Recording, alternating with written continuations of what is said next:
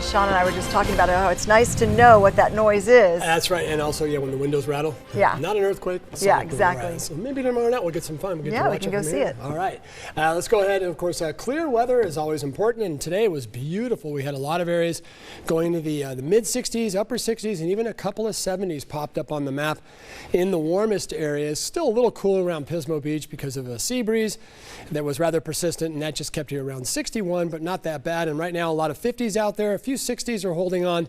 And wind, that might be a bit of an issue the next several days. Nothing too extreme is foreseen, but it might be a bit more like kind of like a spring, a taste of spring when we get those gusty northwesterly flow systems that bring in all the wind, again, from the north over the next several days, and maybe even to Santa Ana. Currently, a lot of humidity out there, so there is a definite chance we'll see some marine layer overnight.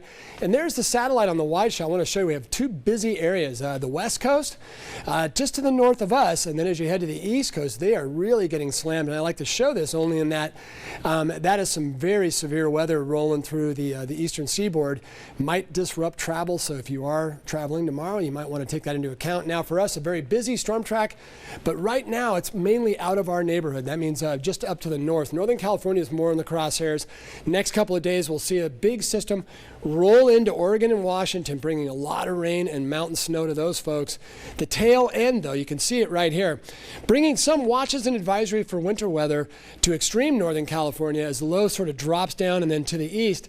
Monday and Tuesday, a very slight chance for our northern areas, and whenever we say slight chance and it sort of rolls through, usually on the tail end, we get the wind, so we'll expect some northwesterly wind to kick into gear. And there's your storm track, your future track radar, and partly cloudy, breezy and cool, and then watch the tail right here. We'll get to about Monday or so.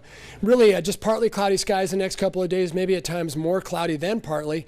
And then by Monday, these little hits of rain try to make it into our northern areas, but they just don't have enough behind them to really sustain. Now, if anything does change or it shifts a little further south, there's a chance we might pick up maybe a couple 100ths of an inch or something, maybe from about Morro Bay northward. It looks like on that map right there, or maybe even Santa Maria, but not much farther south than that. And again, behind that, we'll watch the northwesterly flows kind of kick into gear over the next few days and maybe even the next several days. And then when I show you the big map, the wide scale global satellite, we'll start to talk about and focus on the chance for maybe a Santa Ana and a Santa Lucia. All right, let's go ahead and look at the fog, though, the next couple of days. And reduced visibilities, but not too bad. We don't get below about 2 or 3 miles, which means the marine layer is kind of behaving, staying just off the deck enough that should not impede anybody's visibility. Cool starts, definitely some 40s out there, and then we get into the 50s and 60s. It looks like a little knockdown of temperatures from today to tomorrow, maybe about 3 or 4 degrees in some areas, maybe a bit more. So a little cooler tomorrow, a nice day today, but I think tomorrow in the sun you'll be okay. And then as we head toward Monday, look at that, we kind of bounce back up again into the low to mid 60s. Now we'll go look at the wide map, and here's our little system that rolls through by about Tuesday. Watch right here, you'll see the tail end of it, and not much in there. And again, it kind of washes out before it gets to us. Now let's go ahead and fast forward to Thursday. High pressure steps in the game right here, but the lows keep diving behind us. And if you look at the air, the way it flows around the low, it's there's a clockwise around the high, so we'll go like this, just like that. You can kind of see that.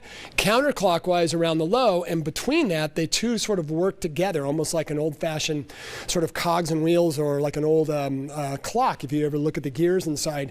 And because of that, look how clear California gets.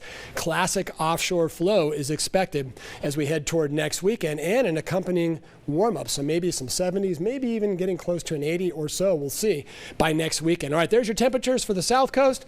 A nice day, but we'll definitely have some clouds to contend with. We should really not have to worry about rain anytime soon. There might be some in the extended forecast about 10 days out, but it looks like we're going to be getting some much deserved, I think, drying out time over the next at least 7 to 10 days as we just deal with some partly cloudy conditions. Again, a slight chance for sprinkles in our northern areas on Monday and Tuesday. surf is a little small south of Point Conception. North, though, we do have a surf advisory, and that is for the Central Coast, a northwest swell, 9:30 in the morning is about a 5.6 high tide, so watch out for some minor tidal overflow possibilities.